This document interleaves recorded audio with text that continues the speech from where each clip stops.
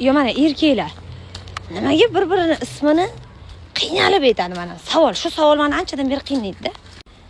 Jas, qayerda jas? Telefon qo'llaring jasga. Yo bo'lmasa, "Alo, sher qayerdasan o'rta?" O, deb. "G'ulom" deb. Nima qilasan? "G'ulom" deb. "Qayerdasan?" deb. Yo bo'lmasa qizlarni ham ismini shunaqa qiynalib aytadi, mana qilar. "Maddi, mo'qosan Maddi" deb. "Dilfuz" deb. Qara. Nima qilasan?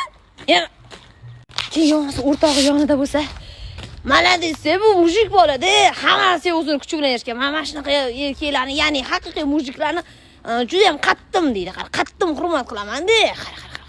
Sal go'tqiy qaytib burilib qolsa, "Bu g'irtalba yopdi, bu gandon xotin.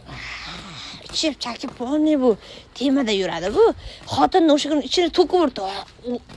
O'zim borib, o'zim ajratdim. O'zim milisa ovoz yopib ketdi" deganni qara. Yoki bo'lmasa o'sha choyxonada shot kelgandan keyin, qo'ylaring, o'zim to'la. Bugun men o'zim grifda, o'zim to'la boraman" desa, o'rtoq, gap yo'q-da o'rtoq, vashshi bor, mana shu tomonlar, mardliging bor, mardliging, haqiqiy mujikliging nima? Addi shu hurmat qilaman, ishon degani qara. O'zing yo'q-da, kovlaysan o'g'lim.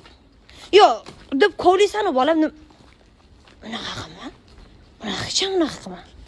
O'shaning uchun g'iybat degan narsa hozirda faqat ayollarning o'rtasida emas, hozir globalniy g'iybat erkaklarning o'rtasida ham ketyapti.